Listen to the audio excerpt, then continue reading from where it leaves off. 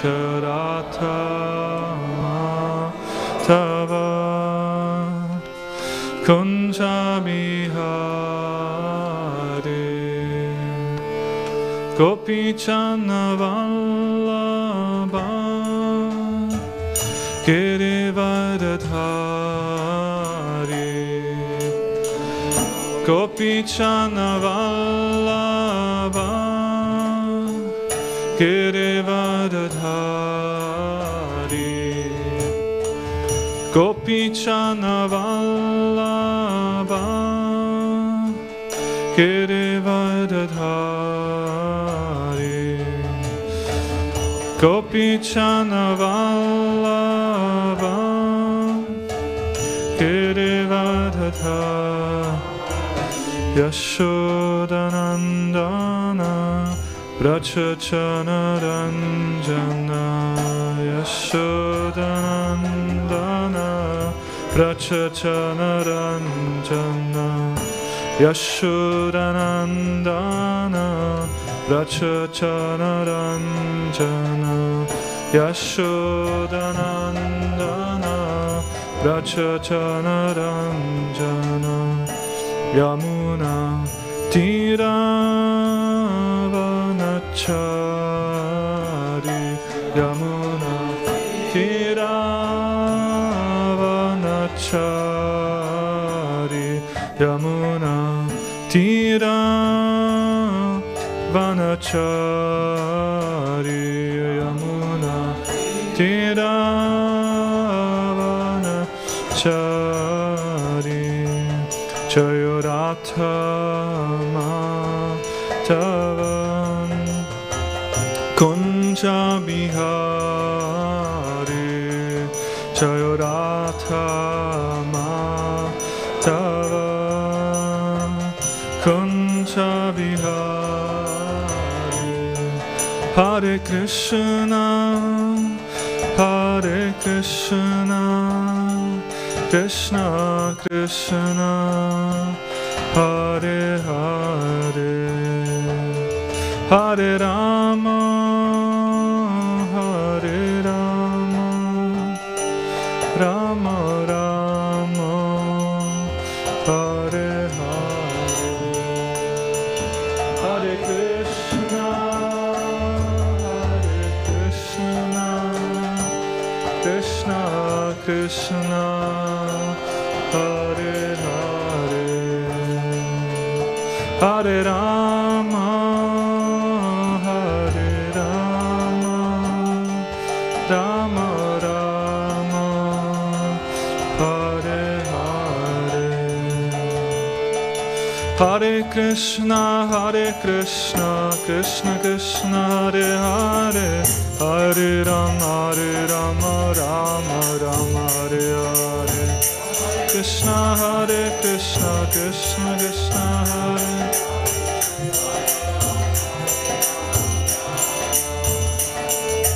Hare Krishna Krishna Krishna Hare Hare Hare Rama Rama Hare Hare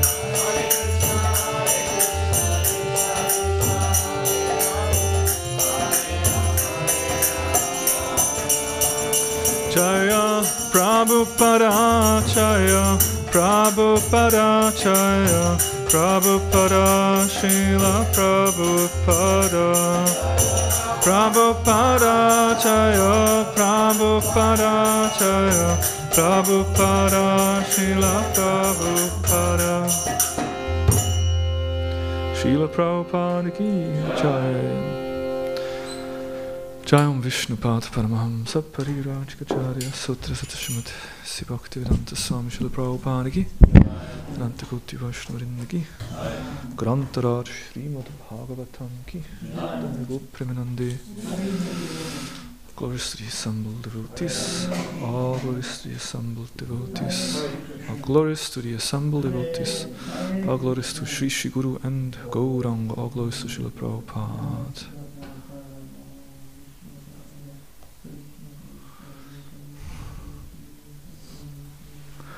Om Namo Bhagavate Vasudevaya.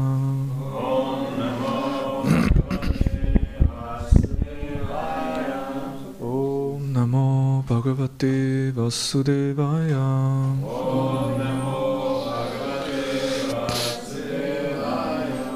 Om Namo Bhagavate Vasudevaya. Om Namo Bhagavate Vasudevaya.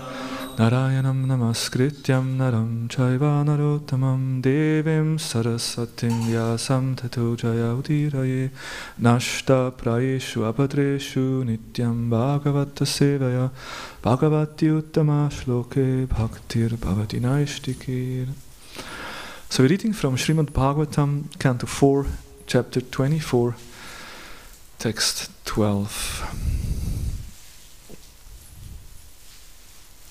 Vibhud Asura Gandharva Muni Sita Naroragaha Vichita Suryaya Dikshu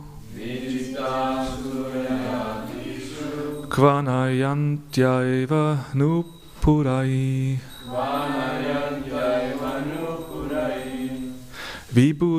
Vibhud Asura Gandharva Muni Siddha Naroragaha Vichita Suryaya Dikshu Kvanyantyaiva Nupurahi.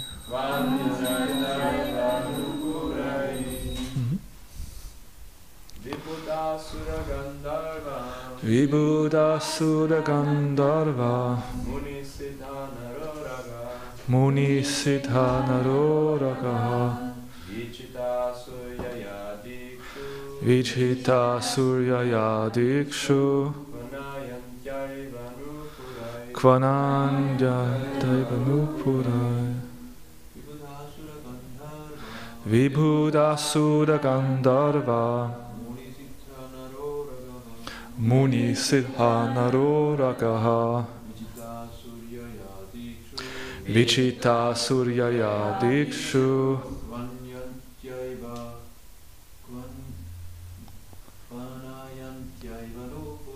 Kvanayantaiva Vaishnavis.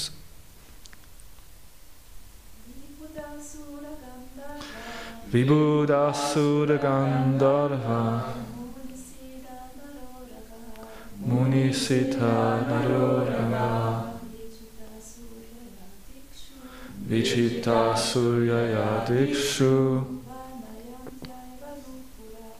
Kvantyayantaiva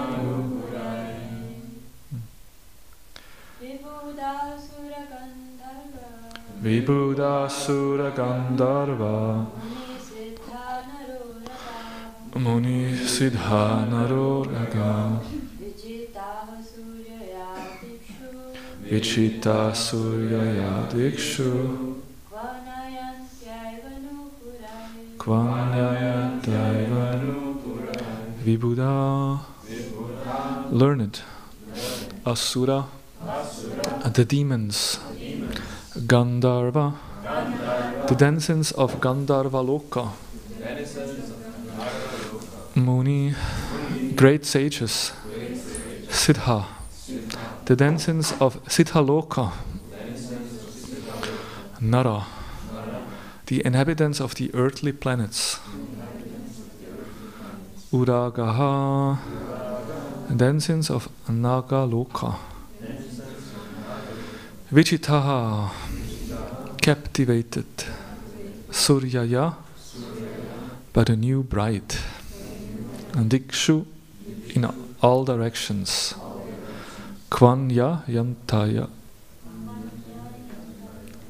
tinkling, Eva, only, Nupurahi, by her ankle bells.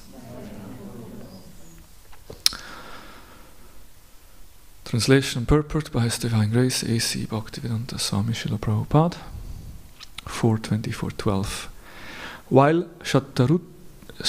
Shatadruti was thus being married, The demons, the denizens of Gandharva Loka, the great sages, and the denizens of Siddhaloka, the earthly planets, and Nagaloka, although highly exalted, were all captivated by the tinkling of her ankle bells. Thank you. So we continue hearing this description of the beauty of Shatadruti. And she was so beautiful that even, we heard the other day, even Agni, the fire god, became attracted to her. And here is described not only Agni, the fire god, but everyone else as well. And here's a whole list. Okay, the Gandharvas, the great sages, the Siddhas, even the Asuras, the human beings, everyone is attracted to her because she was so beautiful. And here is described only the tinkling of her ankle bells was enough to put everyone into illusion. Okay, Prabhupada's purport. Generally, a woman becomes more beautiful when after an early marriage she gives birth to a child. To give birth to a child is the natural function of a woman, and therefore a woman becomes more and more beautiful as she gives birth to one child after another. In the case of Shatadruti, however, she was so beautiful that she attracted the whole universe at her marriage ceremony.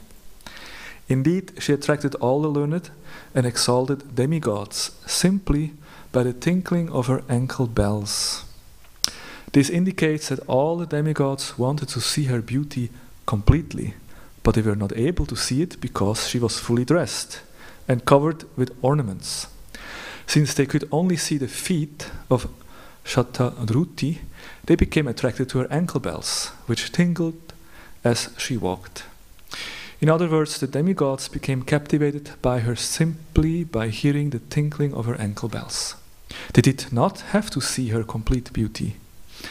It is sometimes understood that a person becomes lusty just by hearing the tinkling of bangles on the hands of a woman or the tinkling of ankle bells, or just by seeing a woman's sari. Thus, it is concluded that woman is the complete representation of Maya. Although Vishwamitra Muni was engaged in practicing mystic yoga with closed eyes, his transcendental meditation was broken when he heard the tinkling of bangles on the hands of Menaka. In this way, Vishwamitra Muni became a victim of Menaka and fathered a child who is universally celebrated as Shakuntala. The conclusion is that no one can save himself from the attraction of woman, even though he be an exalted demigod or inhabitant of the higher planets. Only a devotee of the Lord, who is attracted by Krishna, can escape the lures of woman. Once one is attracted by Krishna, the illusory energy of the world cannot attract him. Hare Krishna. I guess there's a lot to say about this here.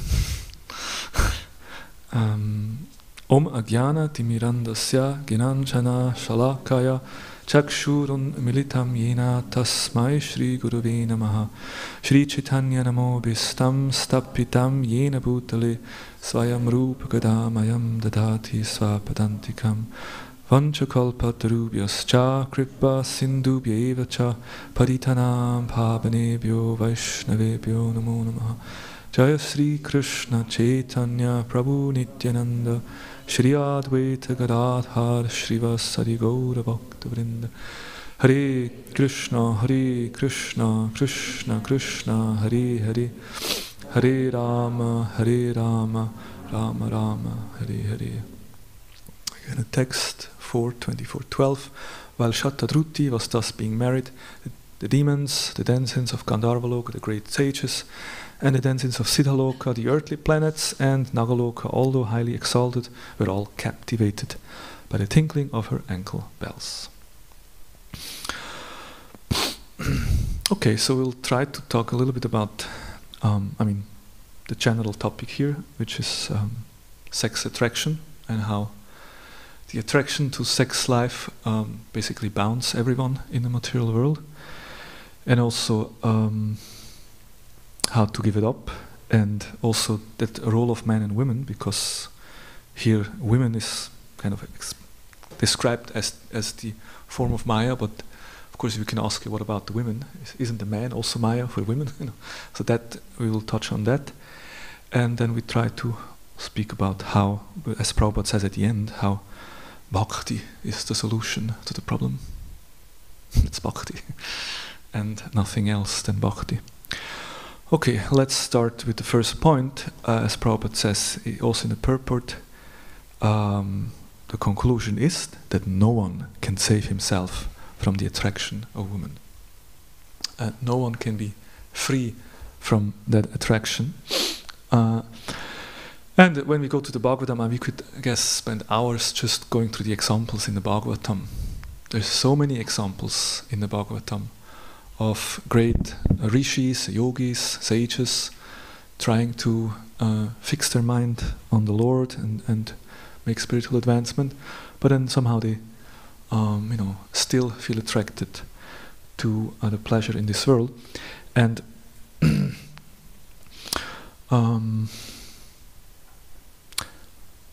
even great personalities like Lord Brahma are given as example. Brahma became attracted to his own daughter, and even Lord Shiva, who is understood to be the greatest yogi, he's like Yogeshwar, greatest of the yogis, he also became victimized, and is described because in his case he heard about the form of Mohini Murti. After that pastime took place, we know the story, demons and demigods, they churning the ocean, and so much nectar came out, also poison, but yeah, anyhow. So at the end of the day, the nectar was there, and then they're starting to fight, and then the Lord appeared as Mohini Murti, as a beautiful woman, most beautiful woman ever seen in the universe, and everyone became attracted, especially, both the demigods and the demons became attracted, but the demons became completely they completely lost themselves, and then Mohini Murti took the chance to distribute the nectar to the devas. So when Shiva heard about this form of Mohini Murti, he wanted to see that form also again. I don't know whether he wasn't there at the beginning or he just wanted to see it again. But he wanted to see. And Krishna, Narayan, told him, "Are you sure? You really want to see that form?" Yes, I want to see. It's such a glorious form of yours. Okay, I warned you. And then the Lord took the form of Mohini Murti, and then Shiva became so captivated, he completely lost himself, and he ran after that form, just ran, wanted to grab her, and she is running away. And he became so lusty. And then probably in the purport makes the point that Srila Vishnava Chakravarti remarks that Mohini Murti dragged Lord Shiva to so many places. Because Mohini Murti was running away, and Shiva running behind, to all places, especially to where the great sages lived. Very embarrassing, the great sages all meditating, and for them Shiva is the greatest yogi, and Mohini Murti especially went to all the sages' places that everyone could see his fall down. Hey, that's very mean, Okay, the poor guy has, the Prabhu has some difficulties. Yeah, we don't have to, tell it everyone, put it on Facebook. But that's exactly what Mohini Murti did. She, made everyone see Lord Shiva's difficulties. And why? To instruct the sages that their Lord Shiva had become mad for a beautiful woman. Thus, although they were all great sages and saintly persons, they should not think themselves free, but should remain extremely cautious about beautiful women. No one should think himself liberated in the presence of a beautiful woman. No one should think himself liberated, even if you're very advanced. But as soon as you're in the presence of a beautiful woman, careful, because you might feel attracted. That's just how the world, it's just how it works. That's this attraction between male and female, it's just how it goes in the material world. And no one should think that I have overcome it. No. Basically, Cupid's business, or Kamadev, business is to invoke mundane lust. The whole universe is moving, being agitated by Cupid's arrows.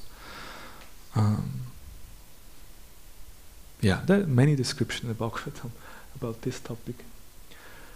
So, so when we hear these things, or if a person, maybe new to Krishna consciousness, hear these descriptions about this problem that we feel so much attracted, then someone may question, so what's the problem? Isn't it natural? No, we could argue, isn't it natural that this attraction is natural? And also sex life is also natural. What is the problem with that? Well, the problem is that, that's from a blog from Chaitanya Charan Prabhu. He makes a point. Yes, sex is natural bodily function, so why is spiritual life against sex? First of all, spiritual life is not against sex. Krishna in the Gita says, Kamosmi, I'm sexuality, if it's performed in a religious context. So spiritual life is not against the natural bodily function of sex, but rather it is against the unnatural aggravation of bodily function in a hyper-sexualized mind and a hyper-sexualized culture. We are against that, right? And I find it's an important point. It's not that we kind of have to kind of make sex as something evil. Sex life is evil. It's very bad. No, it's not. It's natural. It's just It's part of the world. But the way in a modern, especially modern Western world, how we deal with the whole topic, that's completely crazy. It's, as it says here, hyper-sexualized culture. It all turns around sex life. And of course that always has been like that, but especially nowadays it's much more like promoted. Basically, people think the goal of life is to enjoy sex, and there is no other idea, or no other understanding of what could be a higher goal. And of course that it's also interesting as a devotee to understand, okay, where this sex actually comes from, right?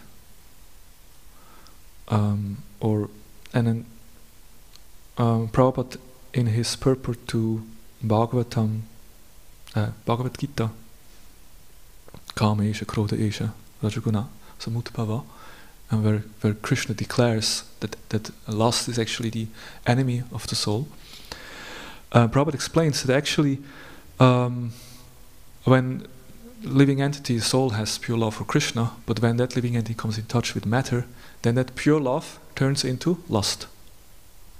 I think that's very important point, that originally soul has love for Krishna, but then when it comes into contact with matter and identifies with the body, wrong identification, forgets about his relationship with Krishna, then thinking, okay, now I have to find pleasure through the body, and then that becomes lust, and that becomes the desire for sex.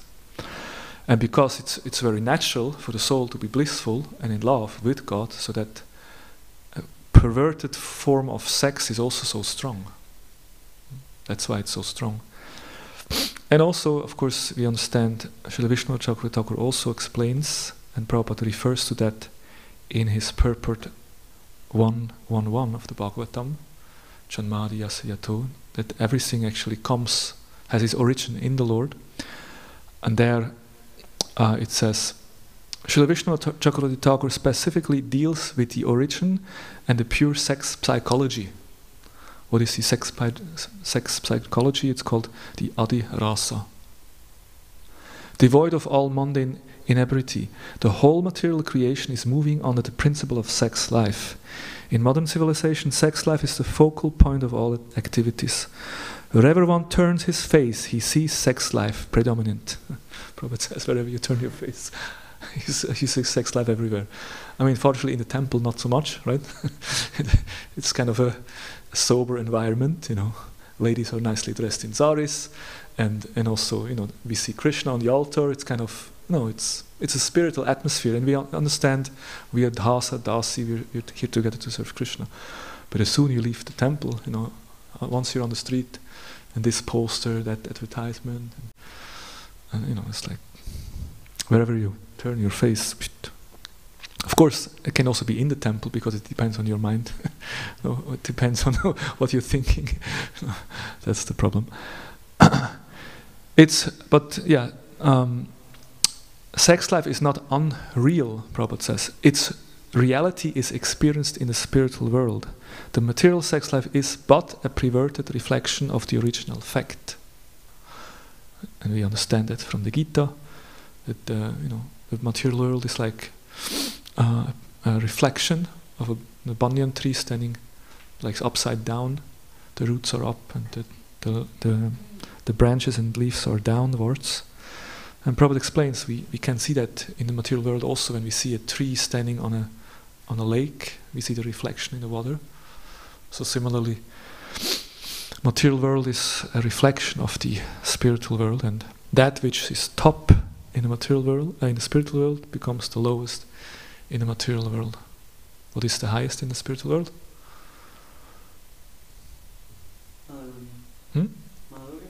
Yes, the beautiful exchange between Krishna and the gopis. Ras Leela, that's the topmost in the spiritual world. And then when it's perverted in a perverted reflection in this material world, it becomes the unrestricted, uncontrolled illicit sex life. So we can understand that it's somehow, the soul has a natural inclination to that, but it's completely perverted and misguided in a wrong place. Why? Because we are meant to be enjoyed by Krishna, by serving him. But in the material world we want to take the role of Krishna by being the controller and enjoyer. Why only Krishna dances with the girls? I also want to. So we want to take the role of Krishna. That's why we are in the material world.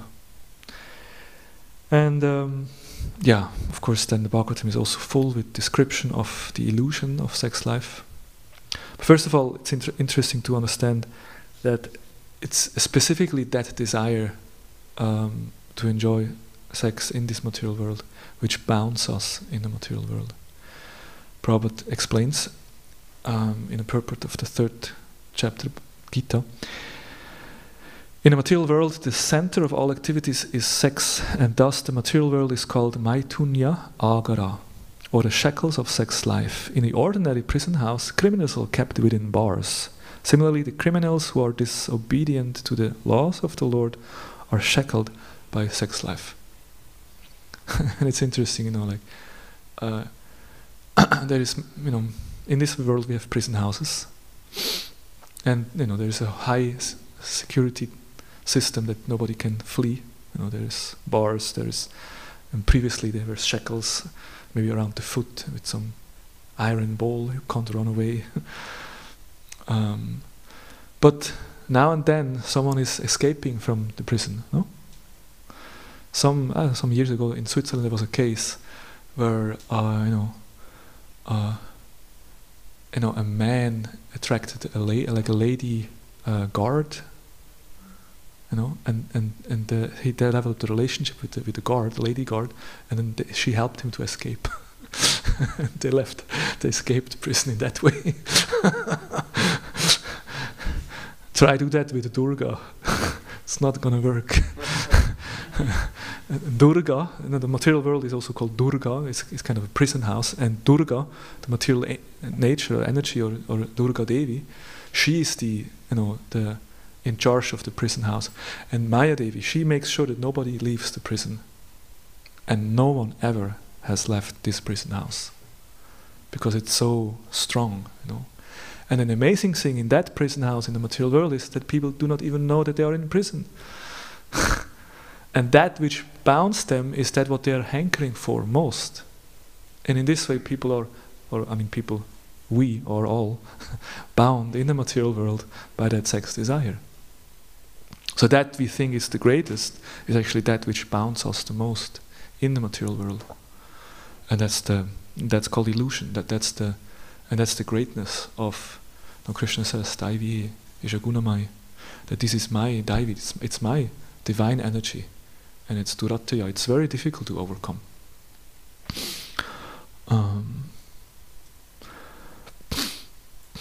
And of course, from this desire for sex life, so much attachment and illusion comes. Not sure how much I should hammer on the point or quote shlokas, because Bhagavatam is full of it.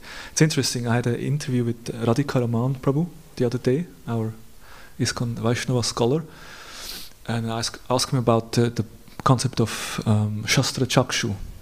And he nicely explained that usually we understand Shastra Chakshu as, seeing the world through the eyes of Shastra, and usually we understand it as seeing the world and then trying to see what in the world, how we can see it with the Shastric understanding. But then he made the point, in order to do that, we also need to see the world in the Shastra. Like, see the world in the Bhagavatam. Like, when we have all this description in the Bhagavatam, we can understand that it describes very much also the human nature, human psychology, and also the weaknesses. And understanding this gives us actually help how to overcome our own problems. And as I said, in Bhagavatam, there's so many stories on that. And of course, instructions are also given.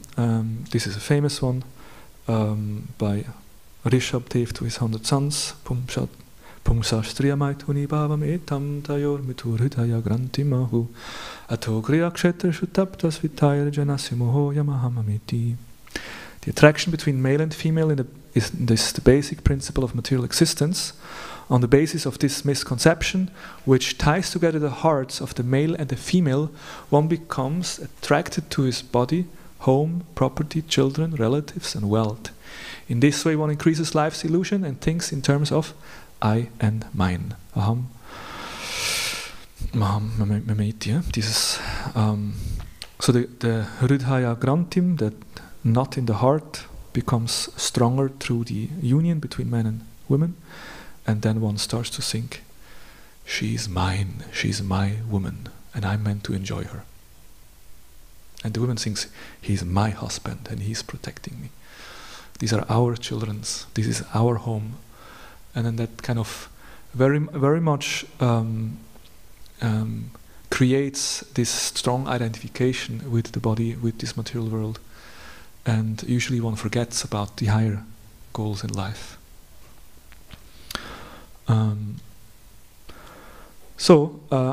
Understanding this problem, the Vedic culture basically gives a cultural lifestyle which very much also helps both men and women to not be too much attracted to each other, or it's gives kind of a certain culture, which here in the West we don't know anymore because everything is mixed. But originally in the Vedic culture, men and women they didn't have so much association actually with each other. Even I remember, the first time I went to India, maybe a bit more than 20 years ago, on a countryside, I was, being on a public bus, and there were one side ladies were sitting, and on the other side men were sitting. In a bus, public bus. I was quite surprised. So it's interesting, but it was still. I still saw that. And in this way, men and women were always separated. Understanding that Nanvakni Pramada Nama Griya Kumbha Samapumam, that the women is compared to fire, Agni, and man is compared to at kumbha, or butter pot, butter. So there is fire, there is butter. If they come in close, then butter is melting. So and therefore there is always the separation of the genders to that both can remain sober, can remain more sober, and that both have a chance to actually focus on that which is most important, and that's our relationship with Krishna. And you find that in other tradition also. In Islam, for example, if you go to the mosque, there is a place for the man to pray and there's a place for the ladies to pray. And even here we also have ladies on this side, men on that side. There is a reason for that, especially when kirtan going wild and we dance. No, if men and women all dance together, then there is a chance that, one becomes attracted to each other while dancing. But the idea is we dance for the pleasure of the Lord. And our dancing is an expression of joy and happiness. And we want to please Krishna, who is happy that we glorify him. But then if you dance amongst, then it becomes a bit... Doesn't have to, if everyone has a good consciousness, doesn't have to happen. But there is always this chance. So, okay, there is the Vedic culture who tries to help us in that way. But what's the ultimate solution? First we want to talk about... it says that women is the representation of Maya. How do women feel about this statement? Any objection, or is that the truth? I think it's not that the woman is Maya. I think the meaning is not that the woman is Maya, but the attraction to the woman is Maya. Okay, thank you for clarifying that. That was often misunderstood, especially by the men. Bhagavatam says, woman is a representation of Maya, so let's treat her like Maya, like... That's not exactly the idea. Yes, it's the Maya takes place in the mind. It's the attraction that is Maya. Of course, the form of a woman is specifically created in such a way to attract the man's mind. That's there. There is in the material world, there is nothing happens by chance, and there is a whole design made. So in that sense, woman is the body of a woman is very attractive, and so man becomes attracted towards the woman. But yeah, the attraction that Maya is taking place in the mind. There is interesting shlokas in the 3rd canto, chapter 31, text 40 to 43. Kapila Shiksha, Kapila Dev is in this section of Kapila Shiksha we find this. So here it says, text 40, the woman created by the Lord is a representation of a Maya, and one who associates with such Maya by accepting service must certainly know that this is the way of death, just like a blind well covered with grass. Okay, so there is a forest, and there is maybe some well or some hole, and there's some grass growing over, and one walks and doesn't see it, and whoop, falls in and dies. So similarly, if one accepts service from a woman, then that leads towards death. This shloka says, okay. Next text. A living entity who, as a result of attachment to a woman in his previous life, has been endowed with the form of a woman, foolishly looks upon Maya in the form of a man, her husband, as the bestower of wealth, progeny, house, and other material assets. So here it's turned around, that the woman looks at the man and thinks the man is the object of my everything. A woman therefore should consider her husband, her house and her children to be arrangement of the external energy of the Lord for her death, just as the sweet singing of the hunter is death for the deer. So that's a meditation for the, if you have a Vaishnavi Sangha, the Brahmacharis speak about text 40, 41, you can speak of text 42. Bhagavatam says, this man, actually, it's a representation of Maya. It leads us to death. Be careful from this man, Jai Jagannath Baladev Subhadra Shishi Gaure Thai Ki Jai Shirada Yashoda Damodar Ki Jai. So it's just interesting because I often heard ladies complaining, why this Bhagavatam always, women is Maya, and the form of women, and man is attracted to women. Why it's always emphasizing on that? I mean, one possible answer is maybe because it was written by men, for men. So that issue was emphasized. But we can see here it's turned around. So the same thing also applies for women. And Prabhupada in the purport makes the point: a man should not be attached to a woman, nor should a woman be attached to man. Both men and women should be attached to the service of the Lord. Then there is the possibility of liberation from material entanglement for both of them. And in another text, 42, Prabhupada says the same thing again. Men and women should live together as householders in a relationship with Krishna, only for the purpose of discharging duties in the service of Krishna.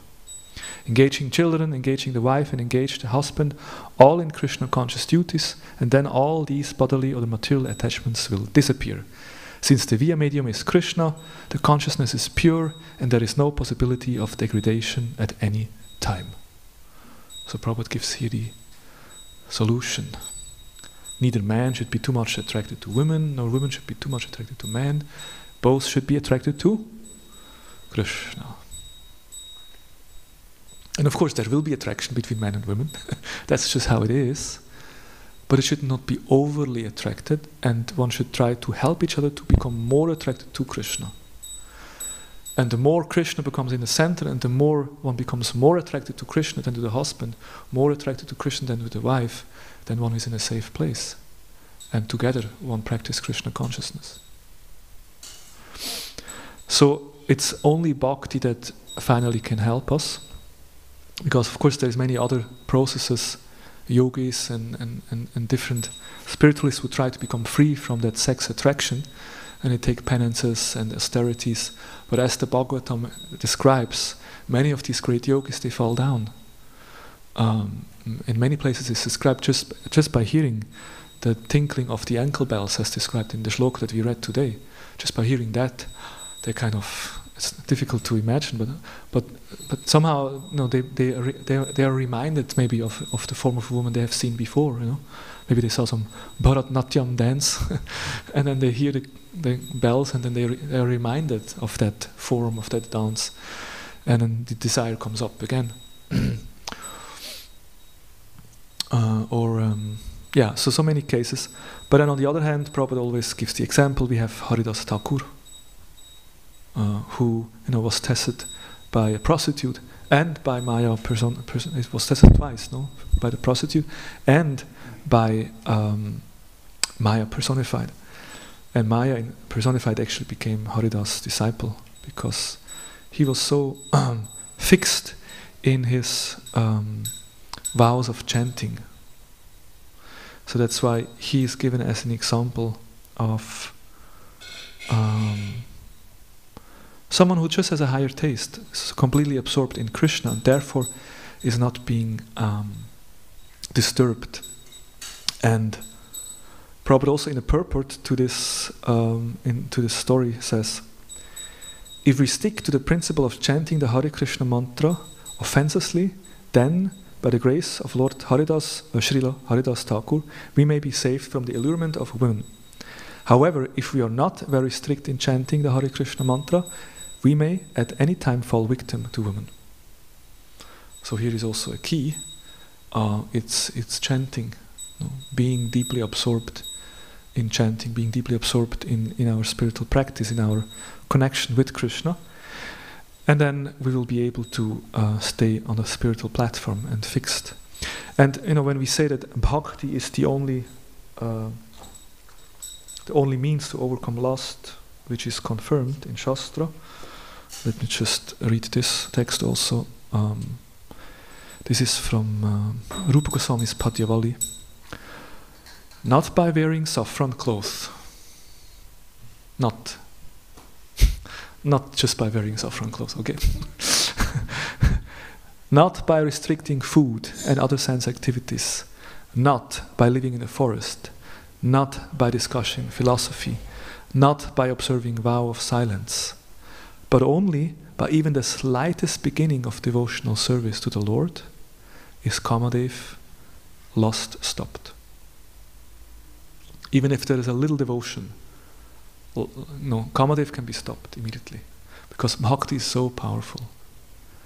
But not by all the other things, like penances and all these other processes can't really help. So why is bhakti so powerful? Because bhakti establishes us in our original position as an eternal servant of Krishna. When we actually practice bhakti, then we realize actually who I am. I'm an eternal servant, so I can act in my original position. That gives me that spiritual strength. Bhakti is so powerful because it gives us a higher taste. We actually experience the spiritual atmosphere. That's the idea of brahmacharya. Brahmacharya means one who acts on a spiritual platform, because he's just feeling so much attraction towards Krishna. And Prabhupada says, when one is attracted to the transcendental beauty of Radha and Krishna, he's no longer attracted to material feminine beauty or male beauty, whatever, like the attraction. That is a special significance of Radha Krishna worship, or any deity worship. Actually, it's very powerful to feel attraction to the deity, see the beauty of the deity. And also, what is involved, and with this I will end. We will stop in time today. After yesterday's Istagoshti, I have to be careful what I'm doing here. So when we say bhakti is the solution, then bhakti, yes, it means understanding our original identity, it means higher taste, but bhakti also means taking shelter. And that's the difference, in a yogic process or other processes. We may think that I will control my senses and I'm so strong and pure. But bhakti means, no, you're just asking for the mercy, you're asking for the blessings. And there's many beautiful prayers in this regard. This is one of my favorite. This is from Prema Bhakti Chandrika from Narottam Das Thakur.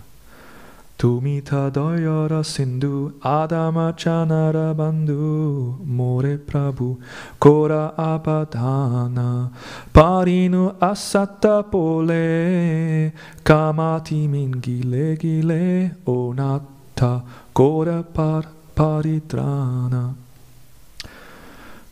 You are an ocean of compassion and a friend of the fallen. O Prabhu, Master, please hear my entreaty. Due to my impure mentality, I have been devoured by the wall of lust. O Lord, please rescue me. And the Sanskrit here is timingile. Timingile? Yeah, timingile. And what it's described in the Vedic scriptures, in Mahabharata and so, this kind of fish is described to be so big that they actually swallow walls. Here it says the wall of lust, but actually it's the fish who actually eats even the wall. So whale, the whale. So imagine a fish that can eat a whale. Must be quite big, right? So and in this prayer, the devotees, Narottam Das Thakur is praying, I'm devoured by that fish, that big monster, sea monster, basically. I'm devoured by that sea monster of lust. Like, lust is so big, just like a sea monster that swallows me. Oh, what can I do? I'm completely lost. Please help me. Please help me. So that's a nice prayer. Maybe sometimes we also feel like that. Like, oh, I'm swallowed by the whale of lust. And we can pray, and we take shelter in the Lord. And the Lord certainly will help if we take shelter. And that's a simple process of taking shelter. But sometimes we are so, I don't know, we're not taking advantage of the Lord's mercy, and we're not calling out for the Lord's mercy enough, not actually taking the advantage of seeking shelter and receiving the blessings. But that's the only way to overcome lust and all other material desires. Yes. I had another point about brahmacharya and grihastha, but I think we leave it in a sense of you have to pay a price. You have to take responsibility in your case. If you enter grihastha ashram, you have to pay a certain price. If you remain a brahmacharya, you also have to pay a price. And it's all about taking responsibility. I was listening a lecture from Prabhupada yesterday, and then it was a public address, and someone was shouting, Prabhupada, what is this? He's creating disturbance. What is he saying? And the man said, I want sex. Like Prabhupada speaking to hippies, I want sex, And he said, I want to have sex more than one time in a month. It seems that some devotees explain to him that in Krishna consciousness, men and women, in marriage life, they have sex once in a month for procreating children. So the man said, I want to have more sex. and then Prabhupada, he's creating disturbance. But then Prabhupada just turns the lecture and just speaks about what he speaks. He speaks about the responsibility of sex life. He says, yes, we don't condemn sex. That sex life is natural, but there is a responsibility. No. If you want to have sex life, yes, but then enter Grihastha ashram and you take responsibility. There will be children. No. Yes, sex is natural. It's very natural. We all want to have sex. It's natural. But then the natural consequence of sex is that you get children. That's also natural. And that means you have to take responsibility. And for the woman, it means she becomes a mother and takes care of the children, which is a huge responsibility. It's like, 24 hours for 20 years or more, the rest of the life you're engaged in that service. It's a huge responsibility. And for the husband also, he has to take care of the family, works hard to, So, and that's how life is arranged. There is pleasure, yes, but there is also responsibility. That was Prabhupada's kind of point. Okay, we'll stop here and we have 3 minutes time for questions. Sorry.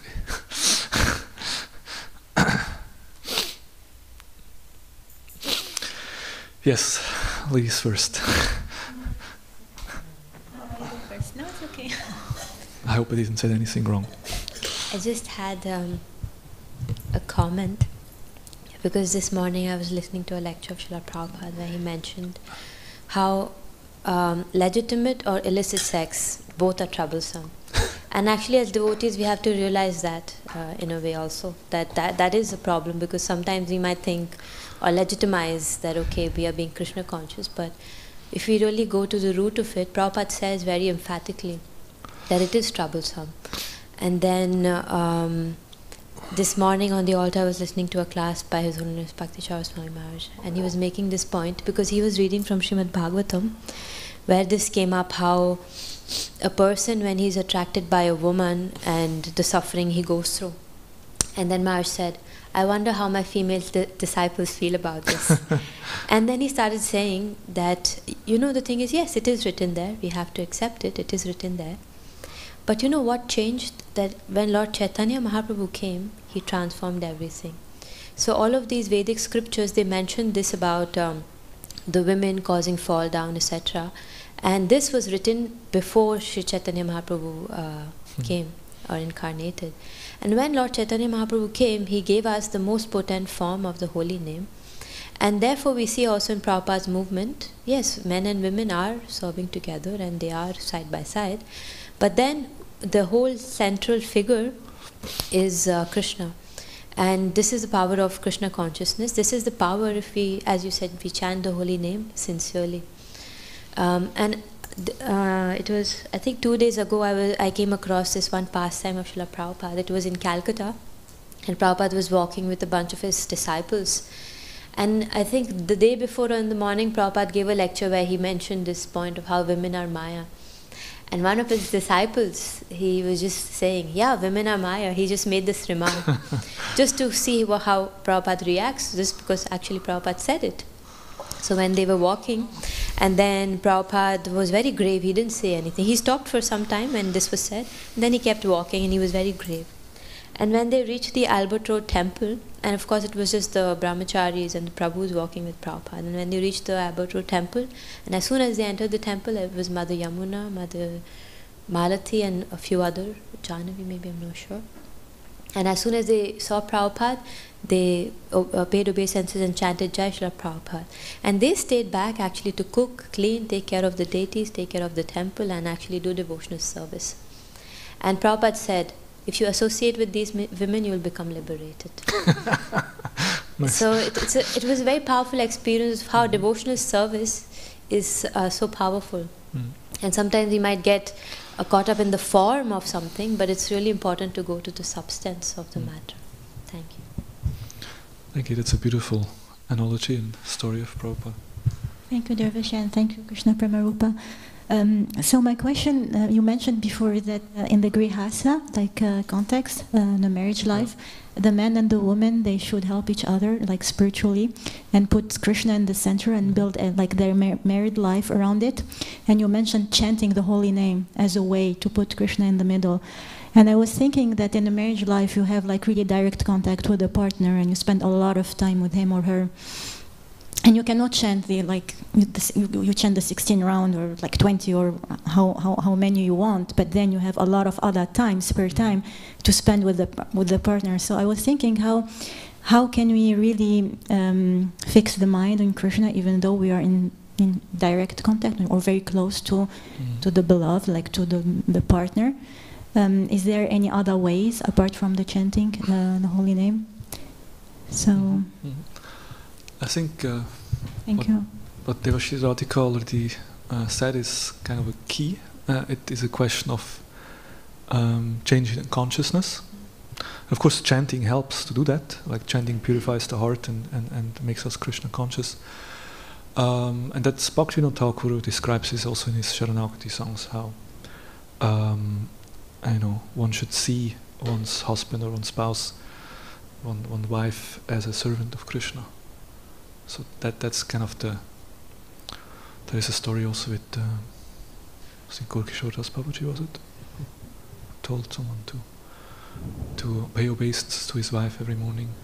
Some instruction, I think Gaura Das gave to someone. A man came with, and Babaji, please bless us, we just newly married and so on. He could see that he was attached to his wife, so he kind of gave the instruction that he should every day bow down and offer obeisance to his wife in the morning, and understanding that she's Dasi, she's a servant of Krishna, and he's just a caretaker. If the man thinks that she's my wife and I possess her, she's meant for my satisfaction, then the man is in Maya. But if the man understands she's Dasi, she's servant of Krishna, I'm also servant of Krishna, and our children are supposed to become servant of Krishna as well, and we are all serving Krishna together. If that consciousness is always kind of maintained and cultivated, then that's very powerful. Of course, that's not so easy to be done, but that's the main point, and that's achieved through chanting the holy name and through studying Prabhupada's books also. If you know, that's also a very powerful way that the family. That's usually what Prabhupada gives as a way for Grihasthas, that they should together perform devotional service in the morning and the evening. They should come together and sing the holy name and read scriptures together. And doing that will give them always a spiritual platform. All right, I think Thank you. Yeah, welcome. I guess we could say much more about all of this, but we'll stop at this point. Grantaraj Srimad Bhagavatam ki jai, Srila Prabhupada ki jai, Thakur Premanande, Hari Hari Bol. Gaura Bhakta Vrinda ki jai, Vanchakalpatrubhyascha, Kripa Sindhu Bevacha Patitanam.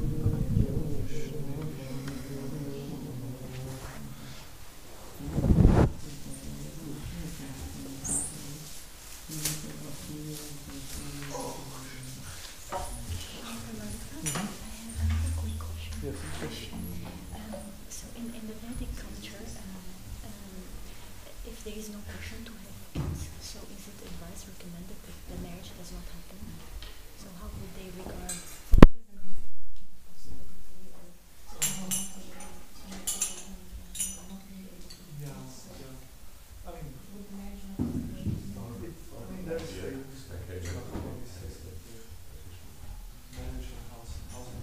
Children is like a desert.